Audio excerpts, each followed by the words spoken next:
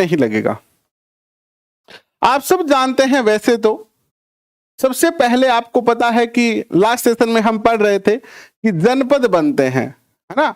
जनपद, जनपद का क्या अर्थ होता है? जन यानी लोग, जन का अर्थ क्या होता है? लोगों से है, लोग, स्थानीय लोग, निवासी, मनुष्य, मानव, गांव के लोग। और पद यानी वह स्थान जहां वो निवास करते हैं, निवास स्थान। तो जनपद क्या हो गया? लोगों का एक समूह है, लोगों का एक ग्रुप जहां पर रहता है, वह भाग क्या कहलाता है? जनपद कहलाता है। लोगों का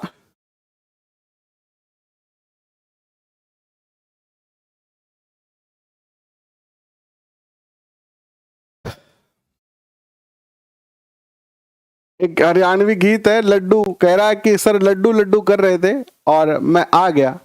और इसी तरह का एक हरियाणवी गीत है कि लाडू लाडू कह के, है ना। ऐसे आजकल ट्रेंड है कि जो प्यार करने वाले हैं ऐसे एक दूसरे को, कोई बाबू कहता है, कोई सोना कहता है, तो कोई लाडू कहता है ना। तो एक गीत है, मैं सुन रहा था एक दिन, ऐसे ही आ गया सामने कि लाडू लाडू कहकर भोरा भोरा खा गई, है ना। और प्यार में ऐसा बर्बाद किया कि भोरा भोरा खा गई। तो लाडू आ गए हैं, आपका बहुत बहुत स्वागत, अभिनंदन है। चलिए चर्चा करते हैं। राज आपका भी बहुत बहुत स्वागत। कैसे हैं आप?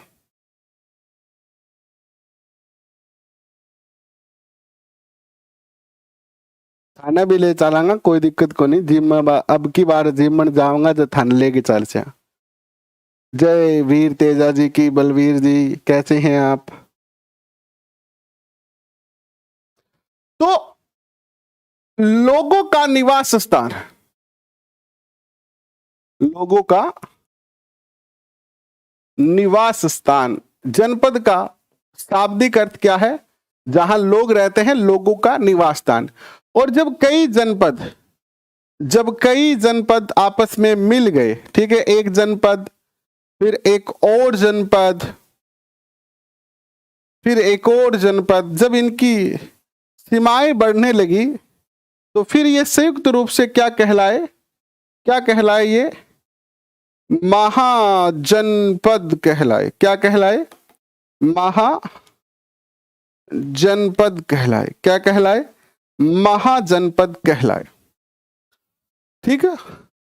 जैसे एक छोटा गांव होता है ना, और वो गांव किसी शहर के पास है। शहर जैसे जैसे बढ़ता जाता है, आसपास के गांव को अपने में समाहित करता जाता है, और नगर फिर महानगर बन जाता है। तो इसी प्रकार जन आपस में मिलकर क्या कहलाए? महाजनपद कहलाए। अब देखिए, इस महाजनपद काल को ही क्या कहते हैं? महाजनपद काल को ही क्या कहते हैं? किस किस नाम से जाना जाता है? लिखिए।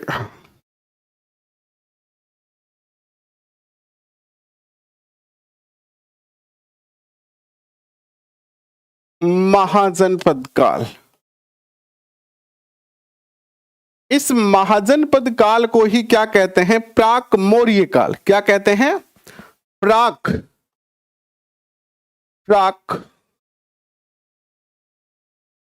मौर्य काल भी इसको कहते हैं।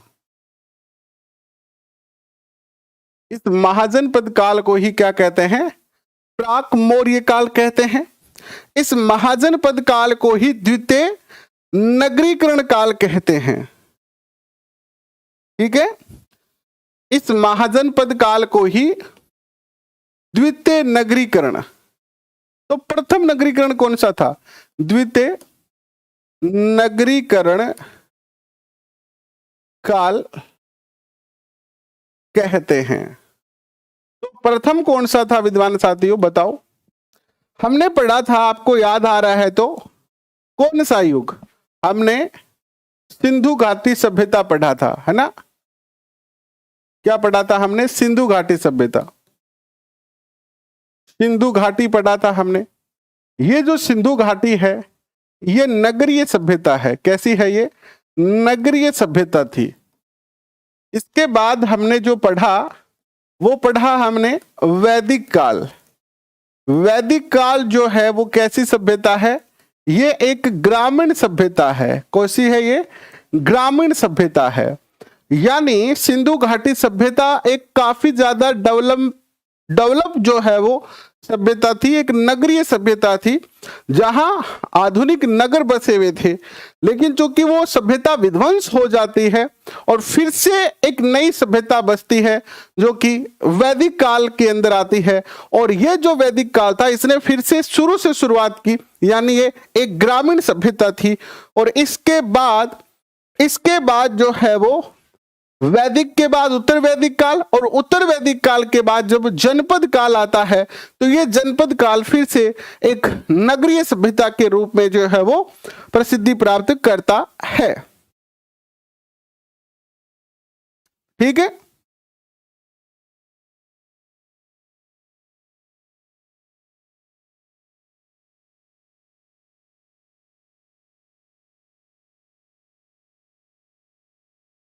ठीक है।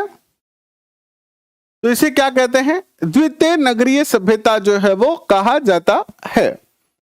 और ये नगरीय सभ्यता है, इस नगरीय सभ्यता की जो विशेषता थी वो क्या थी? विशेषता, इस नगरीय सभ्यता की विशेषता जो थी वो क्या थी? इस नगरीय सभ्यता की विशेषता यहां से काले चमकीले मृद भांड मिले हैं। कैसे मिले हैं? काले चमकीले मृद भांड, यानी काले चमकीले मिट्टी के जो बर्तन मिले हैं यहां से, वो इस सभ्यता की विशेषता है कि ये नगरीय सभ्यता जो थी। ठीक है, तो क्वेश्चन पूछा जा सकता है कि महाजनपद काल को नगरीय सभ्यता भी कहा जाता है, तो इस नगरीय सभ्यता की सबसे बड़ी विशेषता क्या थी कि यहां से काले चमकीले मृद भांड जो है वो प्राप्त हुए हैं।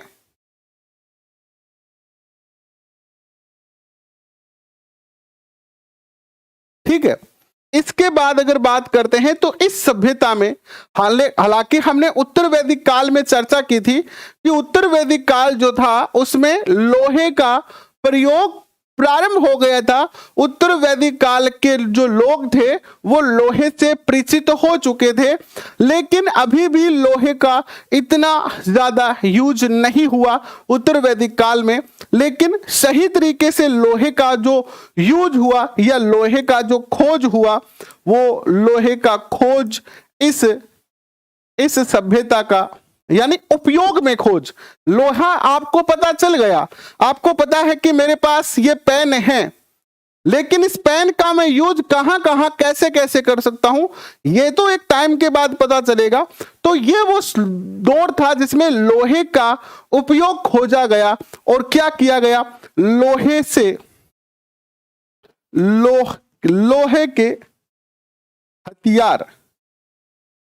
लोहे हथियार बनाए गए, सेना के काम के लिए बना। लोहे का हल बना, लोहे का हल बनाया गया, किसके लिए? कृषि के लिए। इससे क्या हुआ? खेती का विकास हुआ, किसान अधिक पैदावार करने लगा, अधिक पैदावार करने लगा। क्योंकि आप सबको पता है इससे पहले जो हल होते थे वो लकड़ी के होते थे, और लकड़ी के जो हल होते हैं वो इतना ज्यादा गहराई तक नहीं चल सकते हैं, और लोहे का हल क्योंकि आगे से बहुत ज्यादा निकुला होता है तो वो गहराई तक जो है वो बीज को डाल सकता है, जिससे किसान की जो फसल है वो कहीं ना कहीं और ज्यादा बढ़ने लगी। इसके बाद अगर हम चर्चा करते हैं तो इस समय जो है और चर्चा करें हम कि भाई महाजनपद काल की जो हमें जानकारी मिलती है वो कहां से प्राप्त होती है। तो महाजनपद का जो उल्लेख है और 16 महाजनपदों का उल्लेख, 16 महाजन पदों का उल्लेख। और यहां से क्वेश्चन पूछा जाता है कि 16 महाजन पदों का उल्लेख हमें बौद्ध ग्रंथ से कहां से प्राप्त हुआ है? बौद्ध साहित्य से हमें प्राप्त हुआ है एक तो कौन सा वो बौद्ध साहित्य है? कमेंट में लिखो। और हमें जैन साहित्य, जो जैन साहित्य है, जैन साहित्य से भी हमें जो है वो 16 महाजन पदों का उल्लेख मिला है। तो बौद्ध की बात करते हैं तो बौद्ध में तो हमें अंगुत्तर निकाय से जानकारी प्राप्त होती है। कहां से प्राप्त होती है? अंगुत्तर निकाय से।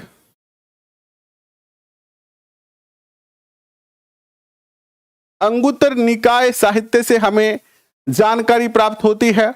और जैन साहित्य की बात करें तो भगवती सूत्र से हमें जो है वो 16 महाजन पदों की जानकारी प्राप्त होती है, भगवती सूत्र से। ये दो आपको याद रखना है ना? ठीक है। इसके बाद अगर आगे चर्चा करते हैं,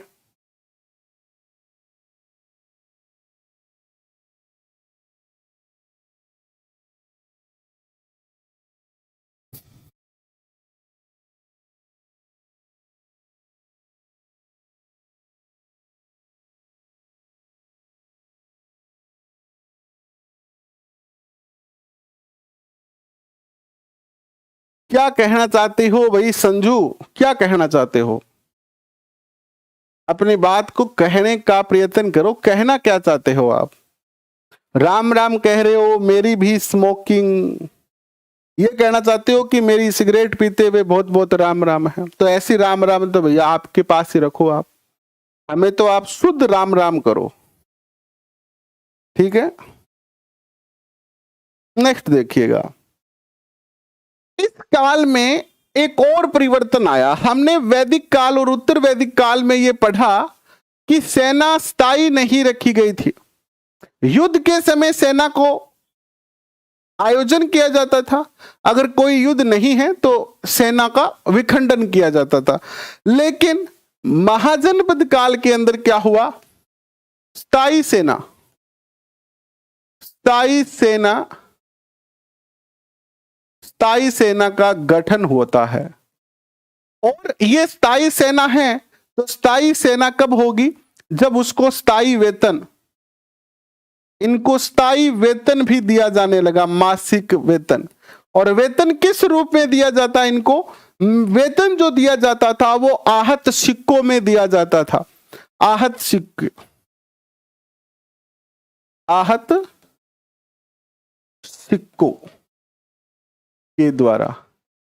जैसे आज अगर कोई व्यक्ति सेना में जाता है तो उसे सैलरी मिलती है इंडियन करेंसी में, उसी तरीके से उस टाइम अगर कोई सेना का भाग होता तो उसे जो है वो आहत मुद्रा में जो है वो सैलरी मिलती थी।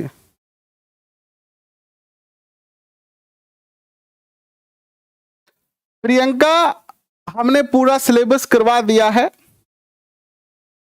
और प्रियंका मैम का लाडला है ये। ठीक है, कोई बात नहीं है लाडले, हमने पूरा सिलेबस करवा दिया है। आप जाके देखो, अब तो रिवीजन की क्लासें हो रही है।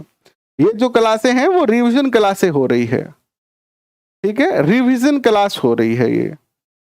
ये हो गए आपके मुख्य मुख्य बातें जो कि महाजनपद काल से आपसे पूछी जा सकती है। अब चर्चा करते हैं हम 16 महाजनपद कौन से थे। 16 महाजनपद, 16 महाजनपद, 16 महाजनपद। सबसे पहला महाजनपद जो आता है वो आता है आपका कौन सा? अंग। कौन सा आता है? अंग आता है। और ये अंग जो है इसकी जो राजधानी है वो कौन सी है? अंग की जो राजधानी है कौन सी है? बताते रहो कमेंट में। अंग की राजधानी है चंपा। चंपा, अंग के साथ है चंपा, बस ऐसे याद कर लो। और इस चंपा राजधानी का जो है वर्तमान में ये जो स्थान है चंपा, ये भागलपुर बिहार में है। कहां है? भागलपुर बिहार। भागलपुर बिहार राज्य। और इस अंग प्रदेश के अंदर एक शासक हुए हैं जिनका नाम है क्या? बिंबिसार, जो कि प्रमुख शासक हुए हैं यहां के, बिंबिसार। और ये जो राजधानी है इनकी चंपा, ये जो चंपा है ये कहां है? ये चंपा है गंगा और मालिनी नदी के तट पर। गंगा और मालिनी नदी के संगम पर है, संगम पर है। ठीक है, अब इससे ज्यादा और क्या पूछा जाएगा आपसे? पीडीएफ आपको टेलीग्राम पे ज्वाइन करो, फिर सब कुछ मिलेगा आपको। ललिता व्यास जी कैसे हैं आप? दूसरी जो आती है सबसे महत्वपूर्ण और सबसे पावरफुल, मगध। कौन सा आता है? मगध। मगध की जो राजधानी है वो कौन सी है? मगध की जो राजधानी है वो है आपकी पाटलिपुत्र। पाटलिपुत्र। हालांकि इसके कई अदर नाम भी है, जैसे कि गिरिवज्र, जैसे कि राजगृह, जैसे कि राजगिरी, कुसुमपुरा और पुष्पुर। लेकिन आप एक ही याद रखो, और वो नाम है क्या? वो है पाटलिपुत्र। बस। क्या बात है! राजेश चौधरी को बहुत बहुत बधाई और अभिनंदन। राजेश चौधरी जी का वीडियो में सिलेक्शन हो चुका है ऐसा कह रहे हैं। मुझे तो पता नहीं है कि क्या है वीडियो का एग्जाम, क्योंकि जनरली हम तो जिस एग्जाम की तैयारी करवाते हैं बस उसी का ध्यान रखते हैं। लेकिन फिर भी आपका सिलेक्शन हुआ है तो इसके लिए आपको बहुत बहुत बधाई और अभिनंदन। बहुत बहुत बधाई राजेश जी, बहुत बहुत बधाई। अब तो भैया पार्टी बनती है, पार्टी तो बनती है। बनती है कि नहीं बनती? देखिए, इस मगध को वेदों में, अथर्ववेद में इसको क्या कहा गया है? अथर्ववेद में, अथर्ववेद में इसे क्या कहा गया है?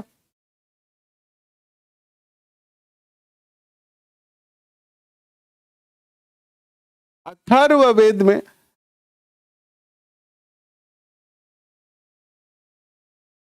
अथर्ववेद में इसको क्या कहा गया है बताओ?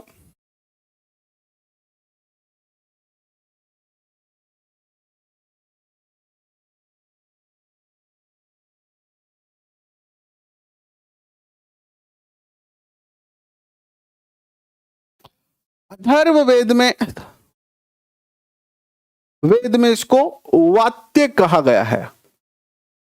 अथर्ववेद में इसे वात्य कहा गया।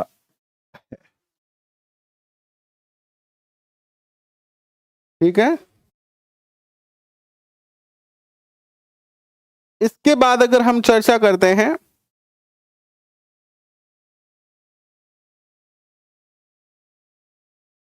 बहुत बहुत बधाई, बहुत बहुत बधाई भैया, बहुत बहुत बधाई। बेरोजगारी से अगर जंग लड़कर आप बेरोजगारी से मुक्ति प्राप्त कर लेते हैं तो ये आज के इस दौर की सबसे बड़ी जीत है। इसके लिए जितनी बधाई दी जाए उतनी ही काफी कम है, तो आपको बहुत बहुत बधाई। तीसरा जो आता है वो कौन सा आता है? काशी आता है। काशी, काशी। एक मूवी देखी थी काशी वाली, आपने याद है? और काशी की राजधानी है वाराणसी। वाराणसी। काशी के बारे में क्या बात है मोस्ट, कि काशी से हमें सूती वस्त्र और घोड़े के अवशेष प्राप्त हुए हैं। यानी काशी जो था वो सूती वस्त्र और घोड़े के लिए प्रसिद्ध है। सूती वस्त्र और घोड़ों के लिए प्रसिद्ध। और ये जो स्थान है वाराणसी, ये आप सब जानते हैं कि उस टाइम करुणा और अर्शी नदी के संगम पर था। इसके बाद आता है कौशल। कौन सा आता? क्वेश्चन कैसे पूछा जा सकता है? सूती वस्त्र और घोड़ों के लिए कौन सा जनपद प्रसिद्ध था? सूती वस्त्र और घोड़ों के लिए कौन सा जनपद जो था वो प्रसिद्ध था? तो आप बता सकते हैं बड़ी ही आसानी से कि सूती वस्त्र और घोड़ों के लिए जो था वो काशी प्रसिद्ध था। काशी के बाद कौशल, काशी के बाद कौशल, कौशल। और कौशल की राजधानी जो थी वो क्या थी? कौशल की जो राजधानी थी वो क्या थी? कौशल की राजधानी थी श्रावस्ती। श्रावस्ती।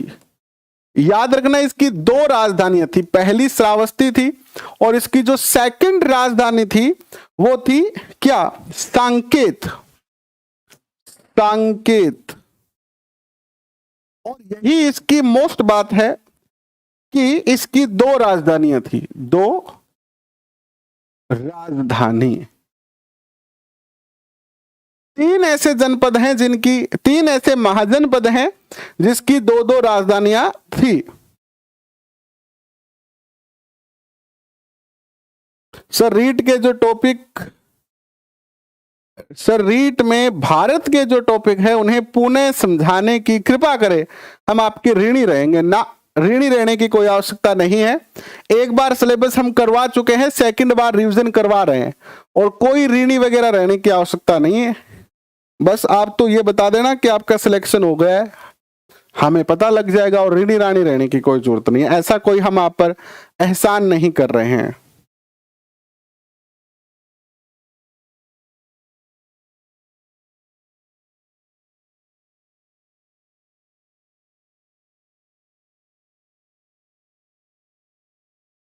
इसके बाद आता है आपका चैंदी। कौन सा आता है? चैंदी आता है। चैंदी। चैंदी जो है, चैंदी की जो राजधानी है वो है शक्तिमती। क्या है इसकी राजधानी? शक्तिमती। शक्तिमती। और इसकी अगर विशेषता की बात करते हैं तो महाभारत में चैंदी का उल्लेख मिलता है। महाभारत और जातक कथाओं में, महाभारत में उल्लेख इसका प्राप्त होता है। इसके बाद जो आता है आपका, वो आता है वस्त गणराज्य। कौन सा? वस्त गणराज्य। और वस्त गणराज्य की जो राजधानी है वो क्या है? कौशाम्बी। कौशाम्बी। और कौशाम्बी की क्या बात है कि इसके शासक थे उद्मन, प्रमुख शासक उद्मन थे। प्रमुख शासक,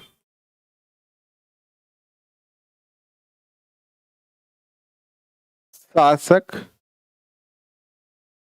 उद्मन, ये इसके प्रमुख शासक थे। इन्होंने बाद में बौद्ध धर्म ग्रहण किया। बस आपसे शासक पूछा जाए तो आप बता देना। इसके बाद आता है कुरु। कुरु महाजनपद। कुरु की राजधानी क्या है? सबसे ज्यादा तो राजधानी पूछी जाएगी आपसे।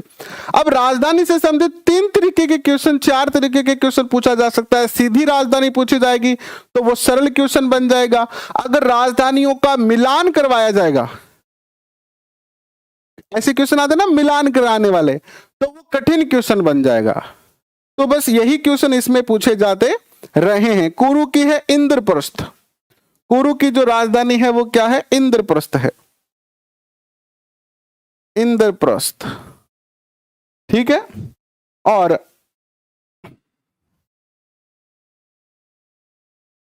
इसकी जो प्रमुख विशेषता है वो है कि महाभारत में पहले यहां राष्ट्र, इसका एक तो उल्लेख मिलता है महाभारत में, महाभारत में उल्लेख मिलता है इसका, महाभारत में उल्लेख। दूसरी इसकी जो सबसे महत्वपूर्ण विशेषता है वो ये है इसकी कि पहले इसमें क्या था, गणतंत्र था, सॉरी राजतंत्र था, राजतंत्र यानी राजा का शासक था, पहले राजतंत्र था और बाद में गणतंत्र हो गया, गणतंत्र की स्थापना हुई। तो इस तरीके के क्वेश्चन आपसे पूछे जा सकते हैं। नेक्स्ट जो आपकी महाजनपद है 8वीं, वो आपका है कौन सा, पांचाल। पांचाल की भी 2 राजधानियां हैं। पांचाल, ये पांचाल जो था वो कई छोटे छोटे जनपदों का ही एक भाग था और अहिछत्र इसकी क्या है, राजधानी है। अहिछत्रपुर, नागौर वाला नहीं, केवल अहिछत्र, अहिछत्र, अहिछत्र इसकी क्या है, राजधानी है। और इससे इसकी पहली राजधानी अहिछत्र है और इसकी दूसरी जो राजधानी है वो क्या है, कांपिल्ले। क्या है दूसरी राजधानी, कांपिल्ले, ये इसकी सेकंड राजधानी थी। और अगर इसकी बात करें कोई विशेषता की, तो इसकी विशेषता यह थी कि ये इसकी जो चर्चा है वो उत्तर वैदिक काल से हमें प्राप्त होती है, उत्तर वैदिक साहित्य से, उत्तर वैदिक साहित्य में उल्लेख मिलता है इसका हमें। देखो मौर्य काल भी इसी का पार्ट ही है, महाजनपद काल का, लेकिन चूंकि हमारे मौर्य काल अलग से टॉपिक है तो हम उसकी चर्चा अलग से करेंगे, ठीक है। इसके बाद देखिएगा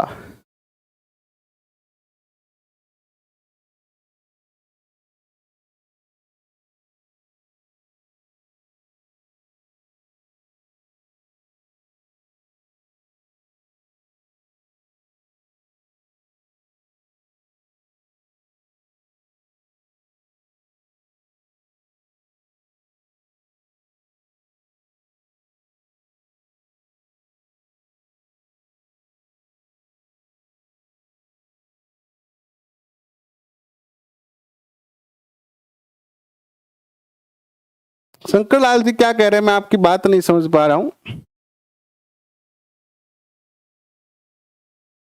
नेक्स्ट देखिए 9 नंबर,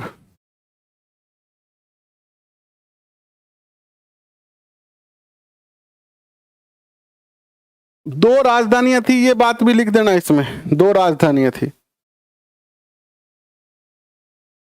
2 राजधानी, 2 राजधानी ऊपर वाले में तो लिखा है। पांचाल के बाद आता है आपका मत्स्य। मत्स्य, मत्स्य तो आप सब जानते ही हो, राजस्थान वाला है। इसकी जो राजधानी थी वो विराट नगर या बेराट है ना, विराट नगर, वर्तमान में इसे बेराट। और इसकी अगर मुख्य बात करते हैं तो ये सरस्वती नदी के तट तक फैला हुआ था। इसका जो साम्राज्य है वो गंगानगर में, हनुमानगढ़ में सरस्वती नदी के तट तक विस्तार था इसका, ठीक है। नेक्स्ट आता है आपके सामने 10वां,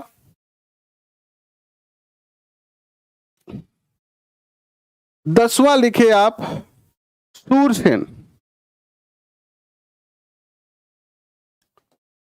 सूरसेन महाजनपद, और इसकी जो राजधानी थी सूरसेन की जो राजधानी थी वो क्या थी, सूरसेन की राजधानी थी मथुरा। बस बस इतना ही याद करना है इसमें, मथुरा, और कोई इसकी विशेष बात नहीं है।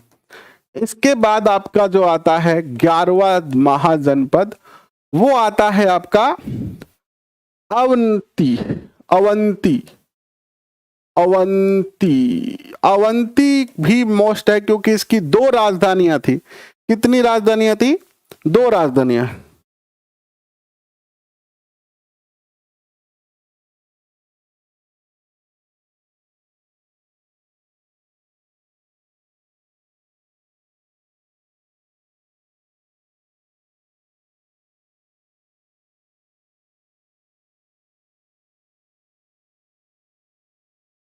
अच्छा, नाम गलत लिख दिया महाजनपद का कहीं पर मैंने।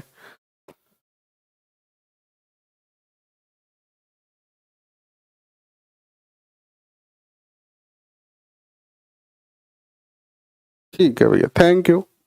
अवंती, अवंती की जो राजधानी है वो है उज्जैन। पहली राजधानी उज्जैन है, दूसरी राजधानी इसकी है महिष्मती। 2 राजधानियां हैं, उज्जैन, महिष्मती। 2 राजधानियां हैं इसकी, याद रखना। और इसके शासक हैं चंड प्रोधत। ठीक है, प्रमुख शासक इसके, शासक इसके जो प्रसिद्ध हुए हैं वो है कौन? चंड प्रोधोत। चंड प्रोधोत। और ये जो शासक है बाद में ये बौद्ध धर्म को अपनाते हैं, और ये बुद्ध के समकालीन है। बुद्ध के क्या है? ये समकालीन है, बुद्ध के समकालीन, यानी बुद्ध के समय ही ये शासक थे। तो पूछा जा सकता है 2 इनकी क्या है? राजधानियां रही है। इसके बाद जो आता है आपका 12वां महाजनपद, वो आता है आपका वज्जी। वज्जी, वज्जी की जो राजधानी है वो क्या है?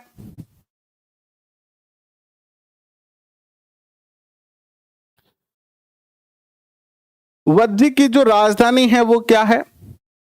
वज्जी की जो राजधानी है वो है आपकी विदेह। विदेह इसकी जो है वो राजधानी है। और ये 8 गणराज्यों का समूह था। वज्जी जो था वो क्या था? 8 गणराज्यों का समूह, 8 गणराज्यों का समूह था ये। ठीक है, और इसकी विशेषता क्या है कि इसकी एक गणिका थी। गणिका, एक गणिका है यहां पर, गणिका यानी वेश्या, जिसका नाम क्या है? आम्रपाली। ये आम्रपाली जो है ये क्या करती है? बौद्ध धर्म की दीक्षा लेती है। आम्रपाली बौद्ध धर्म की दीक्षा यानी शिक्षा लेती है, बौद्ध धर्म को ग्रहण करती है। ठीक है, तो क्वेश्चन पूछा जा सकता है महाजनपद काल में गणिका आम्रपाली का संबंध किससे है? ऐसे क्वेश्चन अधीनस्थ बोर्ड पूछ सकता है। इसके बाद आता है आपका नेक्स्ट 13वां, वो आता है आपका मल गणराज्य, मल महाजनपद। इसकी जो राजधानी है वो क्या है? राजधानी है इसकी कुशीनारा। कुशीनारा। ठीक है, और ये क्या है? एक गणराज्य है। क्या है ये? गणराज्य है, यानी यहां पर गण यानी जनता का राज है, जनता द्वारा सिलेक्टेड शासक होता है। इसके बाद आपका आता है गांधार। गांधार जो है इसकी जो राजधानी है गांधार की, अभी हाल ही में एक पेपर में पूछी गई थी, तक्षशिला। तक्षशिला इसकी जो है वो राजधानी है। बस इसमें इतना ही याद रखना है। फिर आता है कंबोज। कंबोज कंबोज जो है इसकी राजधानी है राजपुर। राजपुर। और अस्मक आता है इसके बाद। इसके बाद क्या आता है? नेक्स्ट जो 16वां है, अंतिम है, यह है आपका अस्मक। अस्मक की जो राजधानी है वो है पाटेन या फिर पादेन या फिर पाटली, पोटली, पोटली, इन तीनों ही नाम से इसकी राजधानी को जाना जाता रहा है। ये आपके 16 महाजनपद हो गए। तो ऐसे क्वेश्चन पूछे जा सकते हैं कि आम्रपाली का संबंध किस महाजनपद से था। ऐसे क्वेश्चन ही अधीनस्थ बोर्ड निकाल के पूछेगा आपसे। और क्या पूछेगा बताओ? अब यहां जो राजा होता था उसको गणपति कहा जाता था, बस इतना सा याद रखना है, वो आपको ऐसे ही याद रह जाएगा। तो ये आपका जो महाजनपद काल का टॉपिक था ये अब पूरा हो चुका है। और कल अपन चर्चा